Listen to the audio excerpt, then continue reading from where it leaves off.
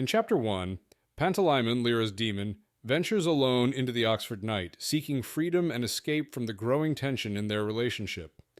He explores the city's outskirts and witnesses a violent encounter between two men, one of whom is killed.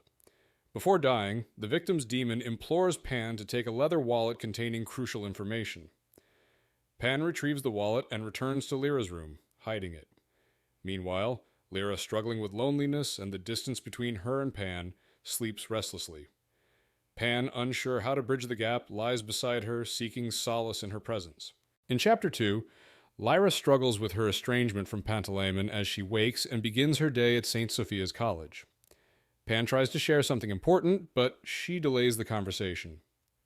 At breakfast, Lyra notices Miriam Jacobs, a classmate, distressed over a letter revealing her family's financial ruin due to issues with rose suppliers. Lyra takes Miriam to George's cafe to comfort her, helping her create a plan to cope.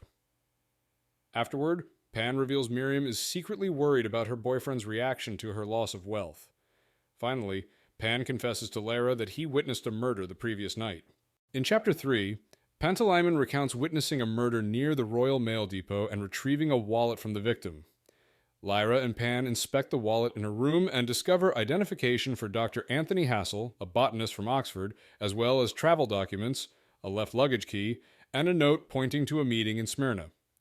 Visiting the police, they recognize one of the killers among the officers and decide not to hand over the wallet. Instead, they retrieve the rucksack associated with the key from the train station, narrowly evading a man pursuing them. Back in Lyra's room, they secure the rucksack, knowing they are now deeply involved.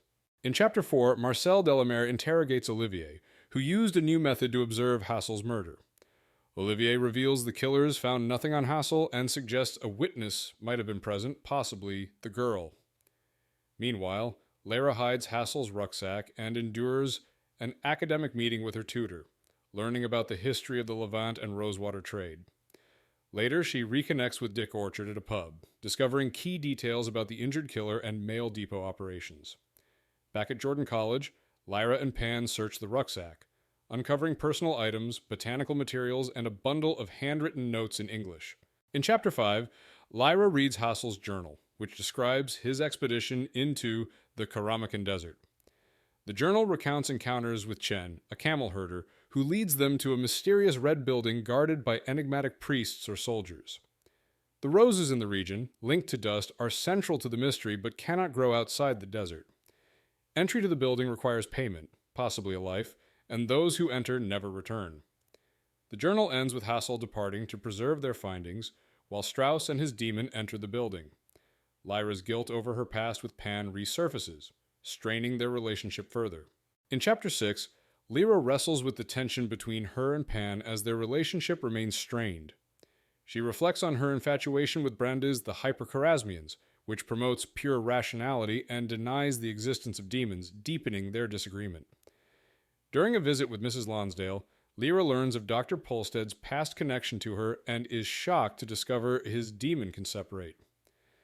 Later, the new master of Jordan College informs Lyra that the funds supporting her have run out, forcing her to move into a servant's quarters and sever ties with the scholars.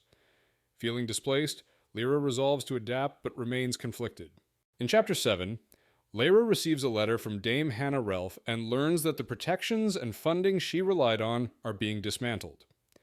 At Hannah's house, Lyra discovers shocking truths. Dr. Polstead, Malcolm, and Alice had saved her from Bonneville, a dangerous man obsessed with her as a baby.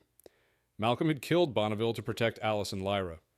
They explain that the magisterium is targeting Lyra by dismantling scholastic sanctuary laws. They warn her of increasing danger and emphasize the importance of keeping her alethiometer safe. Lyra vows to remain strong, despite her growing unease and unresolved tensions with Pan. In Chapter 8, Lyra confides in Malcolm about Pan's discovery of the wallet left by a murder victim who could separate from his demon.